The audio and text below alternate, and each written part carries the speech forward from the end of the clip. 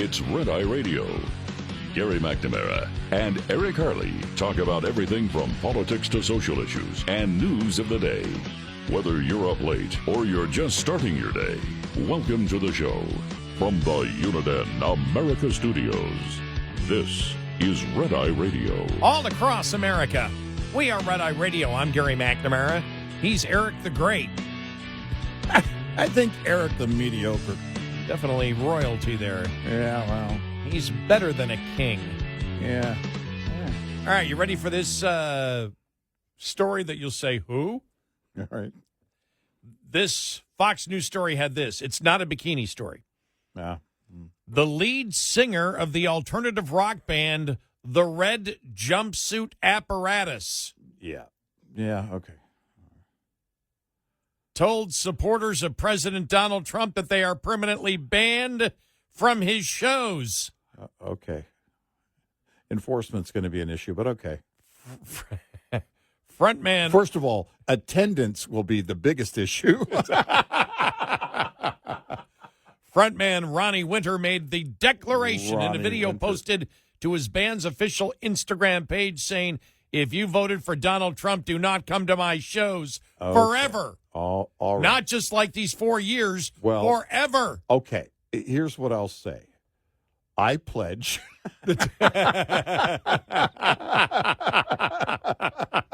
And I will 100% stick with this.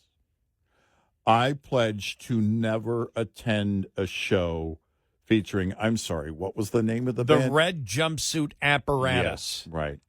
Mm-hmm.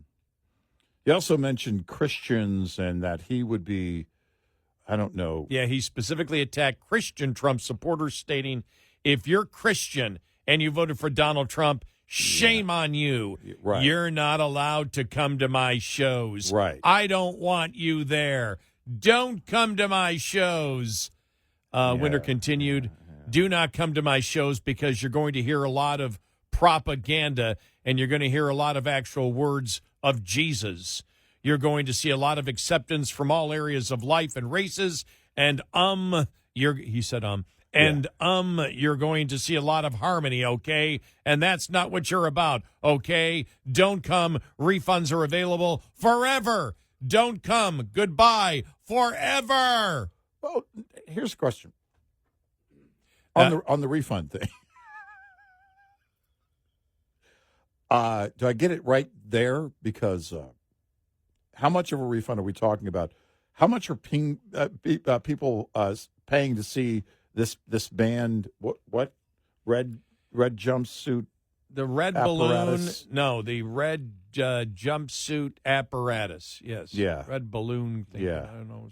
By the way, the picture of the guy, he's got his hair pulled back, so it looks like he's got short hair. In the one picture, he's got a ball cap on. He looks like a poor man's John Leguizamo. Or John Leguizamo. I'm going to say, is there such a thing?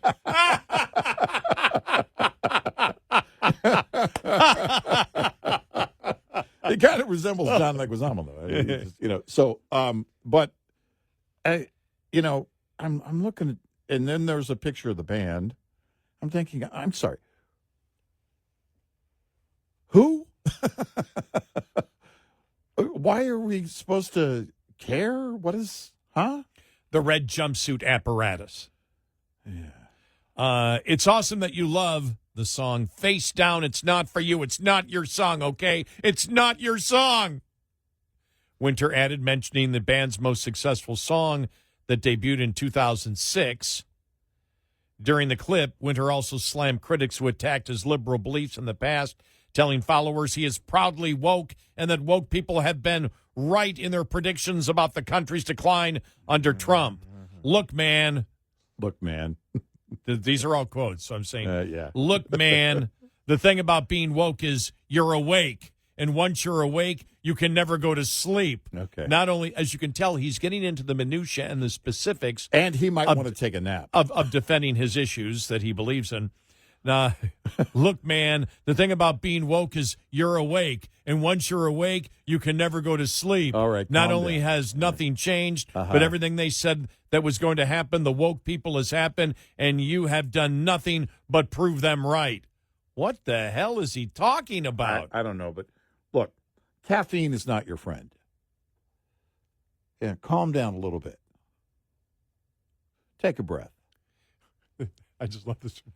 Do they have intermissions at his concerts? Winter joins a growing list of musicians who have spoken out against Trump's second term in Wow. recent months. Rock legend Bruce Springsteen made an anti-Trump screed And he's right up there with Springsteen A in fixture terms of album sales, right? of his current world tour. Yeah, the red, what is it? The red prison suit apparatus. What is it called? I don't. The red jumpsuit or the All right. sweatsuit, Okay. something or other. And then Yeah. the final. Is this the final line of it? Ronnie. Oh, Winter. okay. Longtime critic, like it's like a growing list. The growing list. Longtime Trump critic Neil Young. Yeah, okay. Yeah, no. Because they're right up there. Legends. on his website in April that he was worried that Trump could detain him when he does his next American tour. But of course, our favorite. Are you ready? Huh? Rage Against the Machine guitarist. Yeah. By the way, former guitarist because they're not together. Yeah, yeah. Rage Against the Machine guitarist Tom Morello said, "F that guy," Oh, well, okay. in reference to Trump at a recent Boston Music Yeah. Festival. Okay. Well, Well, I mean, this really hurts Trump's feelings. yeah. You know, Well, he was saying, I look, think of the millions of us, tens of millions of us, who can no longer go to the red enjoy a red pantsuit Jumpsuit. apparatus, huh? jumpsuit. Yeah, that concert and enjoy it. Not that we could before, not that we would before. Okay. See, we're different here. Yeah, we are. We invite all of the identity politics, racist liberals that embrace identity politics. We invite all of the women-hating, misogynist, radical transgender movement liberals. Mm-hmm. We invite all of the liberals who believe that illegal immigrant criminals that commit violent crimes, sexual crimes, drug trafficking crimes should be allowed to stay in the United States. We believe, we hope that you listen every day, and you're invited every day to listen to this show because we care about you. We're the station that cares.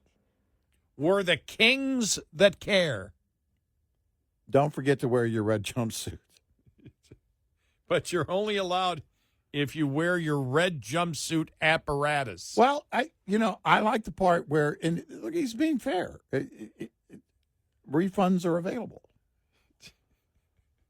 Now, how many people voted for Kamala but still want a refund?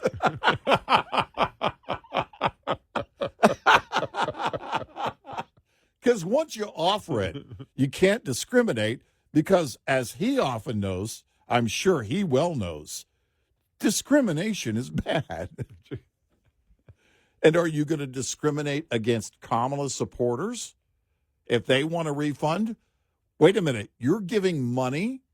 You're giving money to Trump supporters and not Kamala supporters? How dare you? I don't know what I'm going to do if Taylor Swift says don't come to the concert, or Barry Manilow, that's on his final concert tour, says don't come to the concert. Yeah. I don't know. I just don't know.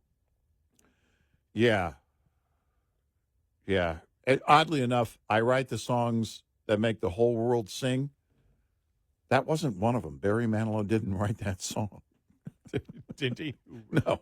Somebody else wrote it. I just read that the other day. I didn't know that. I'm guessing Burt Bacharach. I don't know why. I don't know. But I got to write it down. I'm no longer welcome. The red Ronnie Winter. Okay. Okay, fine. I know. I don't even know it. I mean, you just shake your head. We're just looking at each other, Well, going, you know, these people. I mean, number one, I've never heard of them. well, they're only. I honestly believe that many of them are only doing that so they can get a write up in the New York Post. You know. Yeah, I can see that. I can see our audience going, my gosh, Eric and Gary mentioned them. We got to listen to them. Right. Yeah. Sorry, Right. Exactly. guys, we got to turn you off. Go to YouTube. Right. I got to listen to that red balloon pantsuit cabaret, whatever it is. Yeah, whatever it is.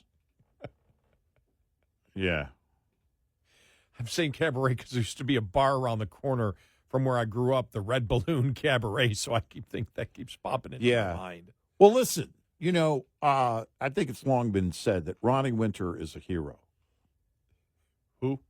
Yeah, He's exactly. He's the leader of our generation Right. in the red pantsuit Leisure suit apparatus. Yeah.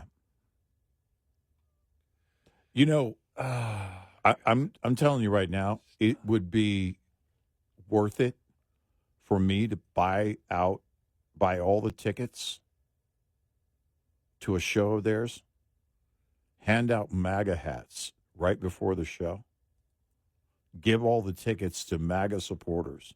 No. Have the whole audience wear MAGA hats. Oh, that would be great. Oh, my gosh. Everybody shows up. Oh, but no, you go in, and then they try to remove you, and then you push forward, and then they kick you out. Security kicks you out, and then you claim that you're a victim of the oppressive red jumpsuit apparatus. In that setting, isn't that a mosh pit?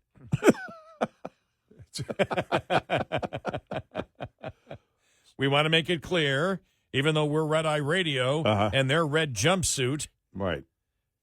Yeah, we don't have any affiliation. No affiliation whatsoever. None. Red Party Apparatus. That's what it sounds like to me. The Red Party.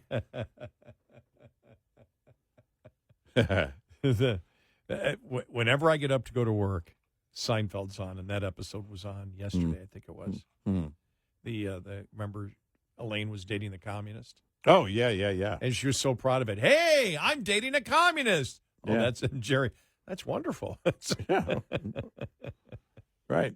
That's one of my favorite episodes because that's one of the Mickey and Kramer fights. Mm-hmm. By the way, when Michael Richards was asked, what was some of your favorite things you did, he goes, the fights with Mickey. Yeah. They were great. And Mickey was the elf, and then the kid accused Kramer of being a communist. Yeah. Commie. Mickey. He's not a communist. He's a commie. And the manager comes and kicks Kramer out. Yeah. Get out of here, you commie. I love it. You think they would have used pinko in that episode, and they never did. They didn't. No. Just think That's a funny word. Yeah, you think they would have used pinko somehow. Yeah. And George, what is a pinko? Why do they call it a pinko? Yeah. What's Why a pinko? Isn't it red? Yeah. Why do they call it a pinko if it's red? Who are these pinko people? I don't know.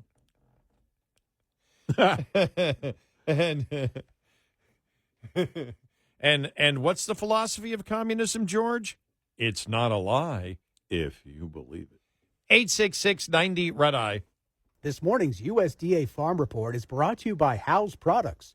Tested, trusted, guaranteed since 1920. Active weather in the nation's midsection making its way east. An extreme heat event in the west also moving eastward. What USDA meteorologist Brad Rippey says is setting up a weather transition that's kind of unusual. Elaborating that in the eastern two-thirds of the country near week's end. A lot of times we talk about rain ending, cooler weather moves in. This will be the opposite. This is going to be a situation where as the precipitation ends from west to east, we will see heat moving in, and by the time we get late into the week, we will see temperatures across the Great Plains reaching 100 degrees or higher quite broadly as far north, at least as Nebraska, possibly into South Dakota. With 90-degree-plus temperatures covering the country from east of the Rocky Mountains by the weekend. Except across the northern tier of the country, where we'll see some rain moving back in. As well as higher elevations in the central and eastern U.S. I'm Rod Bain reporting for the U.S. Department of Agriculture in Washington, D.C. This report brought to you by Cenex Fuels and Lubes. Get in touch with Red Eye Radio, toll free at 866-90-RED-EYE.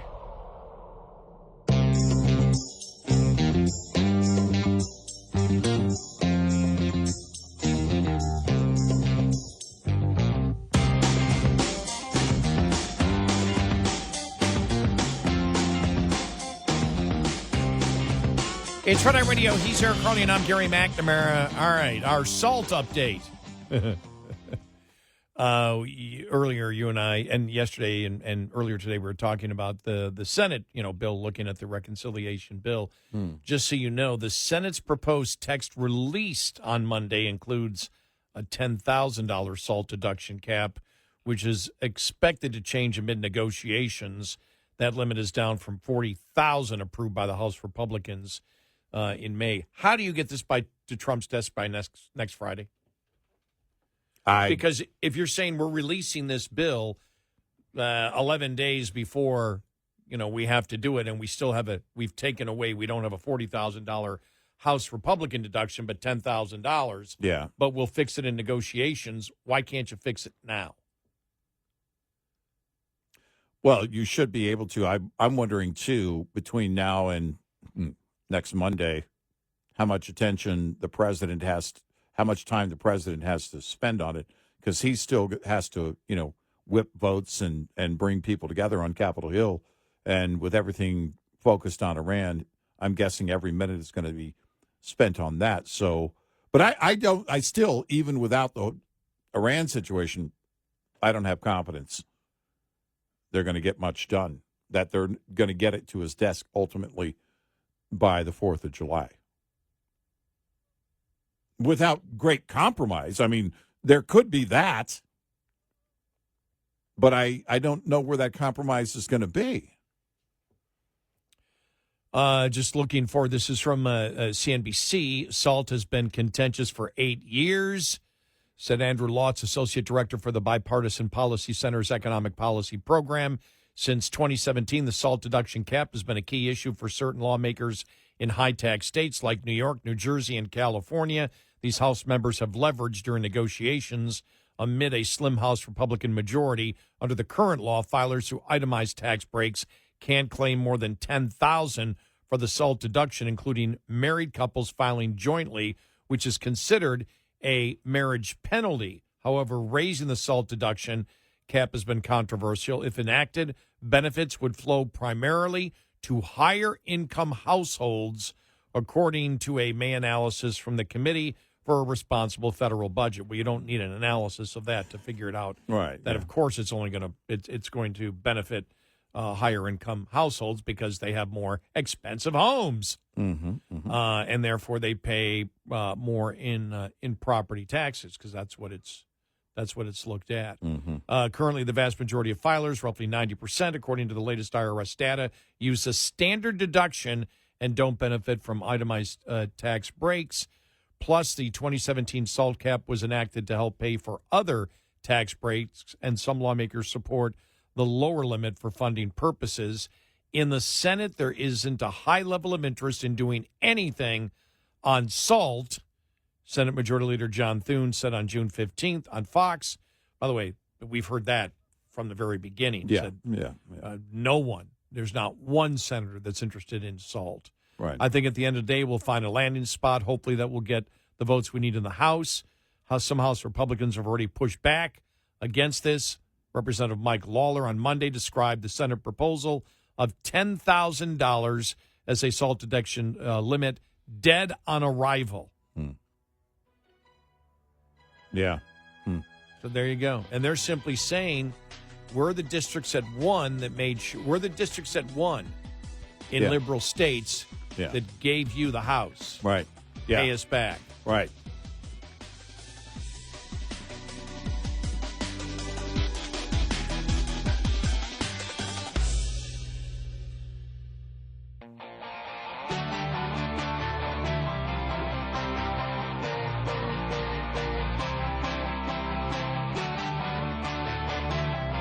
You're listening to Red Eye Radio from the Uniden America Studios.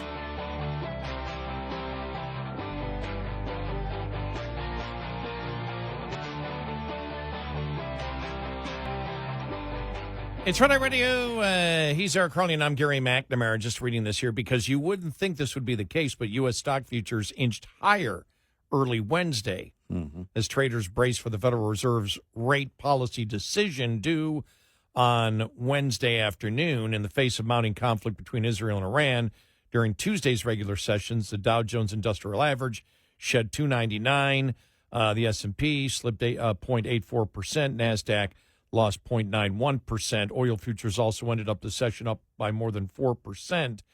Declines in stocks came before the Federal Reserve's rate decision, which is due this afternoon. The U.S. Central Bank is widely expected to hold rates steady, but investors will be keeping a close eye on Fed Chair Jerome Powell's post-meeting comments. Traders are also watching for policymakers' forecast on rate policy, as the Federal Open Market Committee will be sharing members' rate expectations. So tensions in the Middle East continue to cast an overhang on investors. On Tuesday, Trump put on Truth Social, calling for unconditional surrender. Current and former administration officials told NBC News that Trump is weighing options on Iran, including whether to launch a military strike. You know, the Fed thing, though, if the whole thing is, okay, they're going to keep rates steady, but what would his comments be afterwards? The fact that that's even an afterthought or a thought that's driving the futures up, with the Israel and Iran thing hanging where is all hell going to break loose in the next 48 hours, really is pretty amazing. You know, you look at it and it says, does the market believe that Trump, look, he's just going to take out the nuclear weapons site, and we're not going to put troops. We're not going to, troops in the ground. Right. It's not going to be a long-term effort. And also, it's kind of it's believed, at least at this point, it's more of a one-way war. That Iran is running out of ammo. They're running out of rocket launchers. They're struggling to keep up already with Israel. If the U.S. Takes out a major target like the Fordo facility, and then leaves the rest to Israel, because Israel claiming they control the airspace now, then it's really a one-way situation right now, unless there's something in the supreme leader, the Ayatollah Khomeini yesterday evening, several hours ago, warning of a great surprise that people will be talking about for a long time, and things like this. So even with something like that, the battle begins, is what Khomeini put in one of his messages on X. And yes, he does have an X page. And so, again, what does the world believe? The world believes that Iran is on its knees at this point. And if the U.S. gets involved and does what many anticipate, taking out that massive Fordo facility with a massive bomb or two, then that's going to greatly cripple them in their ability to attack. Now, here's how Trump can have plausible deniability. And you kill two birds with one stone here. Now, listen to me just for a moment here. Remember, what was it? $7 billion was the trade surplus that Israel has with the United States. And we said that's really easy to solve. For Israel, all they got to do is, well, could you sell us more weapons? And we'll even up. Well, Trump could sell them 3 B-2 bombers. Pretty much. $2 billion apiece. Yeah. Inflation, maybe put it over $7 billion, and sit there and say, hey, just like we took an Air Force One yeah. from Qatar. they're buying these from us. They're buying them, and they're leasing the pilots. Yeah. So right. so we had nothing to do with it. Right. We weren't involved in it. Right. Did you see the back and forth? I mean, Tucker Carlson just going after Ted Cruz because as we've said, of course we're involved in the war. And they say, well, we're not involved. We're not involved. And Tucker Carlson was just going, well, you said you're not involved in the war. No, I said not offensively. Yeah, but we're still involved in the war. You said we weren't involved in the war. Well, I meant and it was like back and forth, the nitpicking. It wasn't going anywhere. Well, of course we know. We know why, Trump initially said, we're not involved in this, and then it was a defensive posture only, and then it was, well, okay, a defensive posture means we're shooting down missiles that are heading your way. Mm-hmm. We're helping you shoot down the missiles. Mm-hmm. And you and I chuckled and said, well, I mean, I guess you could do it for public relations, but that's like saying that the defensive side of a football team isn't really part of the football team. Yeah. Because only the offense is. Now, maybe that might apply to my Buffalo Bills, but yeah, maybe for most teams it doesn't. Mm-hmm. But the fact of when Trump said yesterday, we have control of the skies. Everybody was at we. Well, yeah, now he's admitting that we're involved in it. And nobody doesn't believe it. And so they were arguing the semantics yesterday, which was just stupid. Yeah. Of course we're involved in it. Yeah. Yeah. I mean, again, I think, and I think if there's going to be, if we carry out this attack on Fordo, I think it's going to be the Air Force, and it's going to be a B-2 bomber. And the question is, how many of those bunker busters do you use? Is it only going to take the one? I saw 6 will be needed. Okay. If you totally wish to destroy. Doing the simple math, and that's all I can do, I figured it would take at least a couple. And depending on, I don't know it depend on the core targets and how widespread those core targets are in that mountain range. It's in the Com province, and it's about an hour and a half, an hour, 40 minutes southwest of Tehran in a mountain range. So I assumed it would be multiple that would be needed. Those are 30,000 pounds each. And that's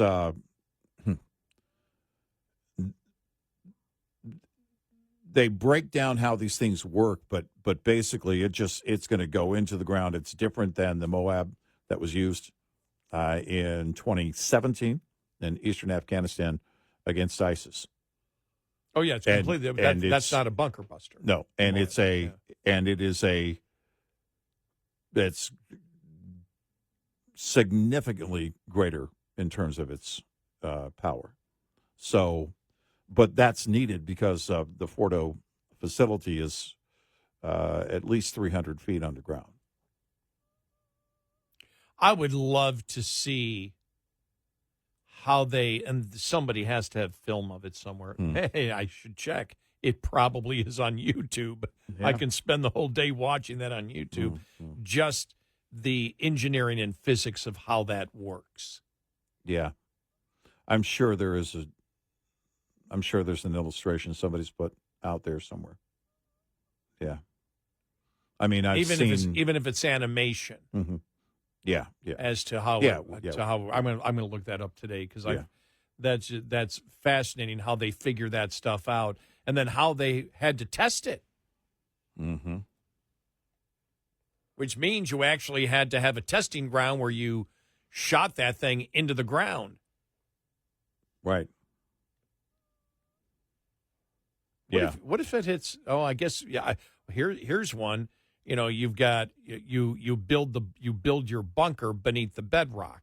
The bedrock goes down a certain level, and you build even beneath that. I don't know if it's possible in most areas, but if it's a mountain, you might have more surface bedrock that acts as a protection or armor. Can you get through that? Yeah. Don't know. I don't know. Because the Fordo is the most fortified of all those facilities. So I think it's widely believed now, or it likely is believed in the intel community. Look, we've hit the other targets, and Fordo's the only one we haven't really hit. So without any kind of radiation being detected from those other targets, then if they have that warhead ready to go, it's going to be at that Fordo facility. Mm-hmm. So, there you have it.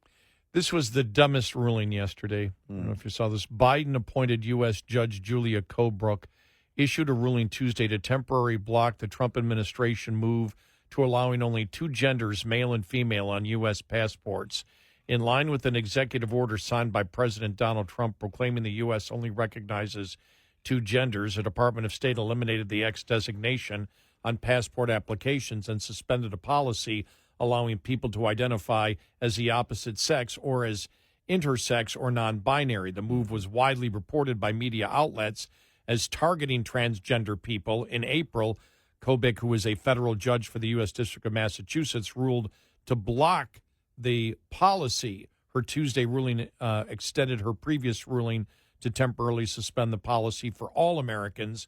Kobik stated in her ruling, listen to this now, that the suit against the Trump administration policy is likely to succeed because she finds it discriminates on the basis of sex. No, it doesn't. No. What would discriminate based on sex is adding an X. Right.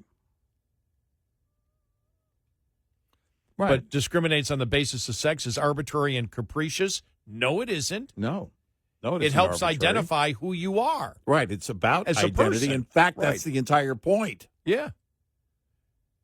And so when I read her explanation, I went, "My God, this is not." Was she standing on the side? Was she in the protests this past weekend? Because apparently she can't connect any dots. Well, if I'm 4'9", should I be able to put on there that I'm 6'5"? And then she wrote here the same argument. The reason you need to do this, the reason you need to lie. Kubik wrote that transgender and non-binary people who possess passports bearing sex markers that conflict with their gender identity and expression are significantly more likely to experience psychological distress, suicide, harassment, discrimination, and violence. So if you don't lie, they'll commit suicide. Right. If you don't let them lie. This is not a legal... To everybody else. This is not a legal ruling. No. It's an emotional ruling. It is. It's just so dumb. And has nothing to do with the matter at hand. No. The entire point is to properly... Identify the individual. Exactly.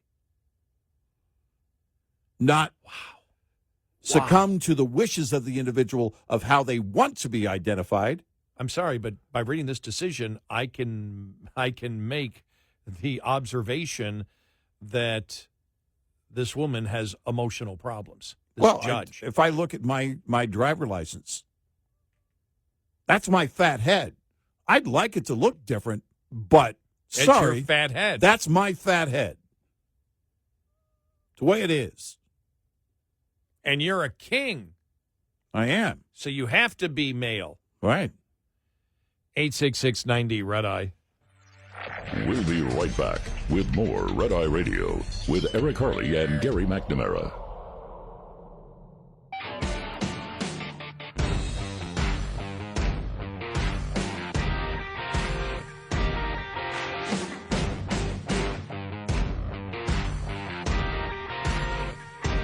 It's Red Eye Radio.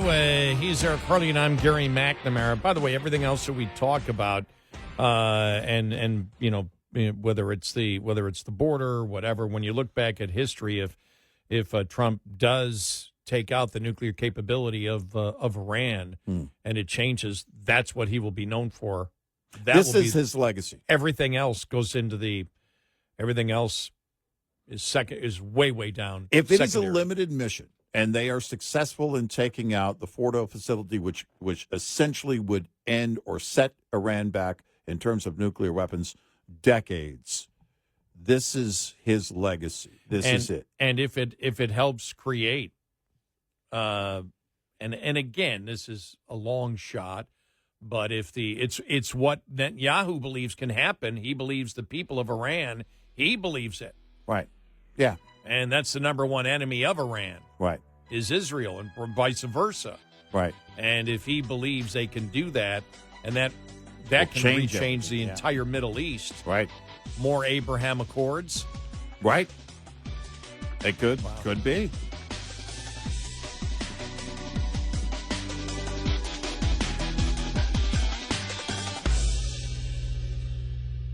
This is Red Eye Radio on Westwood One.